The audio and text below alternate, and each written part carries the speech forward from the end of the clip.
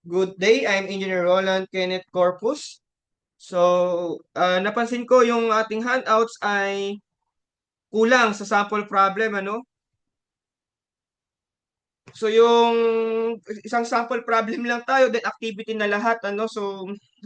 I-revise ko na lang yung handouts natin do sa torsion and i-ano na lang natin, ano? Ito ay yung activity doon, yung activity 1, 2, 3 ay gawin na lang natin yun na sample problem. And yung practice problem na lang natin is gawin nating activity.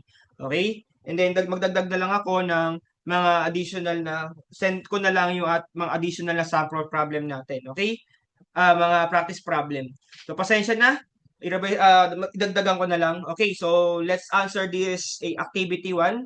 So separate sheet nyo na lang ito kasi ito ay activity na. So gawin na lang natin itong sample problem kasi konti lang yung ating sample problem. So nakadesign kasi ito yung torsion um, ng face to face. So mas maganda ano to no naka-design kasi ito ng face to face. So dahil may online tayo, ginawa natin online itong topic nung itong lecture natin na to ay gawin natin itong sample problem. Okay, so let's read the sample problem natin. A compound shaft consisting of steel segment and aluminum segment is acted upon by two torque as shown in figure. So based on figure, meron tayong steel and binigay sa atin ay D which is ibig sabihin ay diameter. So and then kitang-kita naman natin ano hindi na natin tayo kailangan pang alamin kung anong section 'yan, anong shape 'yan. So that is a circular. Okay? So meron daw tayong consist of steel members and aluminum members. So subjected to a torque. So ano sabihin ng torque natin? Again, ang torque ay applied ano so that's external kaya ang binigay sa kanya ay torque. Okay? So determine the maximum permissible value of T or torsion. So ano daw ang torque?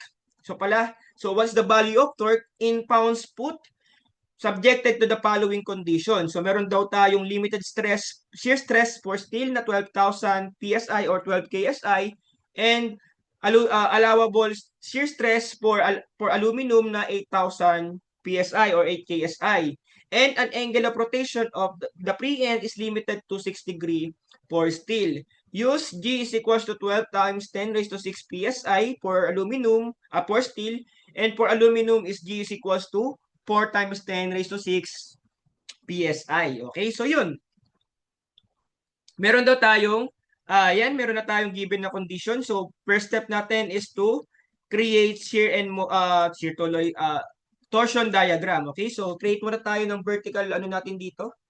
Vertical natin dito, no? So, create tayo ng vertical sa bawat segment natin. Ayan. Okay? And then, horizontal tayo. Okay. So, dito, doon sa first video natin, nag-start tayo sa left. So dito, hindi tayo pwede mag-start sa right kasi nga meron tayong reaction dito. Hindi pa natin alam agad kung ano yung ating reaction dyan. So pwede tayong mag-start sa right, ano? So mag-start tayo sa right.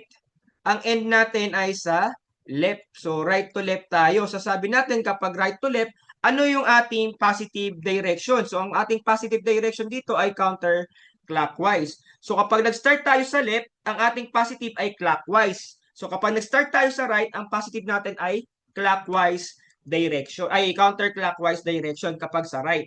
Okay? So start tayo sa right. So then, paano natin to titingnan? Medyo off yung ating ano no, yung ating rotation. So tingin tayo sa side natin na yan, sa isa side na yan ano. So ito yung ating circle and ito daw yung ating torsion ano. So yan daw yung ating torsion. So anong direction yan? That is yes, counterclockwise. Okay? So nababasa ko yung iniisip nyo. So kaya kumikibo na ako kahit hindi ko kayo nakakausap. Nababasa ko yung isip ninyo. Okay. So, yun. So, ngayon, after nun ay create tayo ng torsion diagram. So, dito start tayo sa right. And then, so sabi natin, so lagyan natin ng direction to, no? So, this is a counterclockwise and this is also a counterclockwise direction. So, therefore, mag-start tayo sa 0. Ito yung ating 0. And then, yun. So, counterclockwise is positive sa right. So, angat tayo. So, anong value yan? Wala tayong value. Ang binigay lang sa atin ay T. So, that is T value. So, diretso lang tayo. So, ang ating value dito ay T. Okay? So, yung T na yan, that is equal na yan sa torsion natin kay aluminum. So, that is equal to T. And then, So meron tayong 2t, ano? So plus ulit plus tayo kasi positive yan counterclockwise. So plus 2t. So ilan na yon? T plus 2t. Okay, 3t. So yun, di ba? Ang galing ko, nababasa ko ang isip ninyo. Okay. Okay. So mukha akong tanga dito. So meron tayong 3t. So baba na tayo. So sabihin wala mag-end na tayo dito. So malamang yan ay meron tayong counter clockwise direction reaction dito na 3t. So yan. So mag-zero na tayo dito para mag-zero siya. So therefore ang ating torsion at steel is equal to 3t. So yan, ano? And then pwede na tayong pumunta doon sa ating allowable stress kay steel at kay aluminum. So kay steel daw, ang ating allowable stress, shear stress ay 12,000 PSI. So ano yung formula natin for shear stress? So that is 16T. Ano yung torsion natin? So ano yung torsion natin kay steel? So that is 3T, ano? So 16T, so torsion ni steel, ang torsion ni steel is equal to 3T over 5. Ano yung diameter ni steel? So that is the cube. Okay? So yan, 16 multiplied by 3t over 5d cube. So therefore, ano yung diameter natin? So that is equal to 2 inches cube. So meron tayong torsion based on allowable torsion natin or torque based on steel is meron tayong 12,000 is equal to 16 multiplied by 3t over 5 multiplied by 3 cube. So therefore, meron tayong 21,205.75 pounds. Ano unit natin dito? So dahil torque yan, parang moment, meron tayong pounds, inches. So sabi natin, kailangan naka-pounds foot siya. So para maging foot yung inches, divide natin yan sa 12. So that is equal to, torsion natin is equal to 1767.15 pounds foot. So yan na yung ating torsion, ano? So 12,000 yung ating shear stress. Yun, okay? So double check ko lang baka meron tayong error, ano? So baka may mali na naman ako. So yun na sinasabi natin, mali na naman yung aking naging computation. Okay? So bakit naging ganun? Okay, so 12,000 mali yung aking computation. Ay mali yan. Okay? So, dapat yan ay 12,000 is equal to 16 multiplied by 3x over 5d cube. So, therefore, that is equal to, ang ating t is equal to 6283.19 pounds inches. So, divide natin sa 12 para maging pounds foot. So, meron tayong 523.599 pounds foot. So, yan na yung ating first condition. Okay? So, didivide lang natin sa 12 yan para maging pounds foot. Ano? Kasi sabi natin, sabi sa question, either ay i-express daw natin yung value natin in pounds foot. Ano? Susunod lang tayo dun sa gusto sa gusto na mangyari ng ating problem. So, for steel to, no? So, lagay natin dito for steel. So, for aluminum naman, meron tayong 8,000 PSI. So that is equal to, ano yung torsion natin kay aluminum? So that is equal to T lang, ano? So 16T over 5, 1.5 cube. So torsion natin is equal to, so 8,000 is equal to 16x over 5, 1.5 cube. So that is equal to 5301.44. So 3 decimal yung ginamit natin. So 438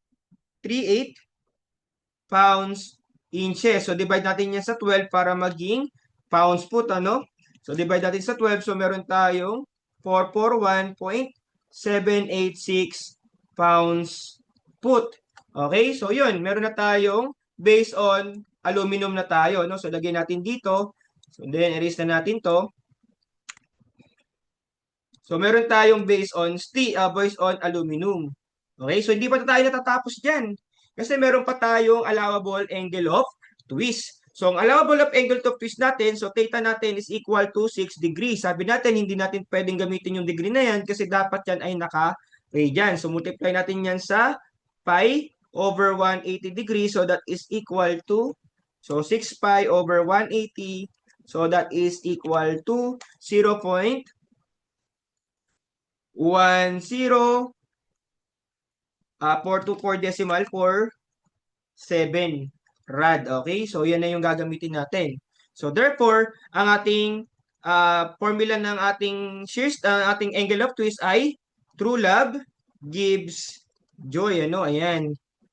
TL over JG. Okay? So, kung ayaw ninyo yan, kung crush nyo si Joshua Garcia, bahala na lang kayo dyan. Ano? Okay. So, yun. So, yung ating theta is equal to 0.1047 is equal to ano yung ating angle of ano yung ating torsion kay steel. So meron tayong torsion steel, meron tayong 3T multiply by length natin. So that is equal to 3 feet. Okay? So sabi natin ay kailangan daw ay naka ano tayo diyan, naka pounds foot. So assume natin na ito ay naka pounds foot, ano? So assume natin dito na ang value natin dito ay pounds foot. So ano gagawin natin dito para maging inches tayo dito? So okay? So ilagay natin dito, no, note natin dito. Assume natin na ito ay i-assume natin na ito ay naka pounds foot. Okay? So sana naiintindihan natin 'yan. I-assume natin ngayon yan, ang value ng T natin dyan ay naka-pounds foot na agad. So, ano gagawin natin dyan? So, imumultiply natin yan sa 12 para maging inches, ano? Okay. So, ano pa? Ito ay naka-foot, naka-feet. So, 3 feet. So, imumultiply din natin yan sa 12 para maging inches. So, that is equal to 12 by 12. So, 12 squared is 144. Okay? Ayan, 144. So, parehas positive yung direction natin, kaya positive ito. Okay? So, meron tayo ditong pi over 32 multiply by 2 raised to 4.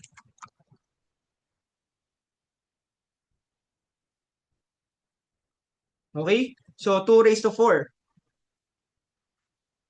Then, ating ay for steel daw is 12,000. So times 10 raised to 6 plus aluminum naman tayo. So di meron tayong T multiply by 2 feet. So multiply by 144 para maging pounds inch to at maging inches itong feet natin na yan. And then yung ating J is pi over 32 D raised to 4. So pi over 32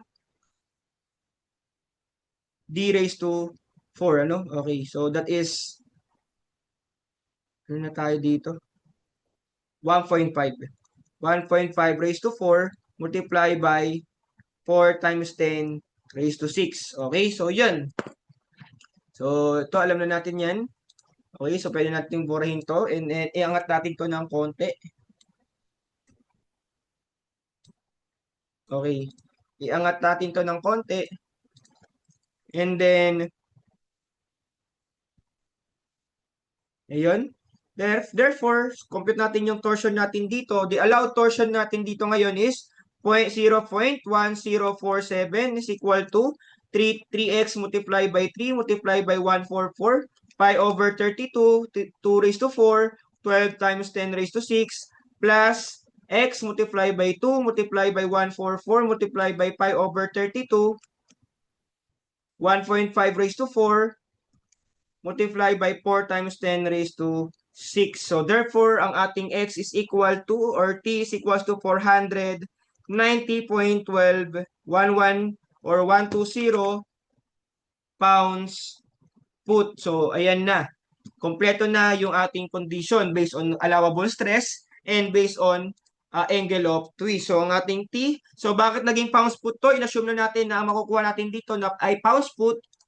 Kaya minultiply natin to sa 12 and minultiply pa natin sa 12 yung 3 feet. Kaya ito ay naging 144. Okay? So kaya magiging answer na natin dyan ay torsion na. So yun yung ating ginawa. So dito, ano yung magiging value natin dito? ano yung mag-govern natin dito? So sabi natin, the torsion is in applied force.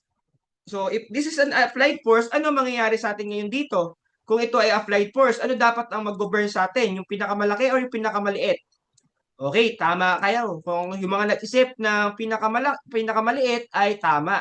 So yung mga nag-isip ng pinakamalaki, medyo mali tayo doon, ano? So therefore, ang ating final answer dito ay torsion is equals to 441.786 pounds foot. So ito yung ating allowed torsion. So hindi tayo pwedeng magbas malaki diyan kasi nga this is an applied force. Sabi natin pag mas mataas, mas delikado yung force na. Yung mas mataas yung force, mas delikado. Kaya kailangan natin ay mas mababang forces, ano? So yan yung ating sample problem number 2. So meron tayong magkaibang angle. So dito hindi natin pinactor out yung JG, ano?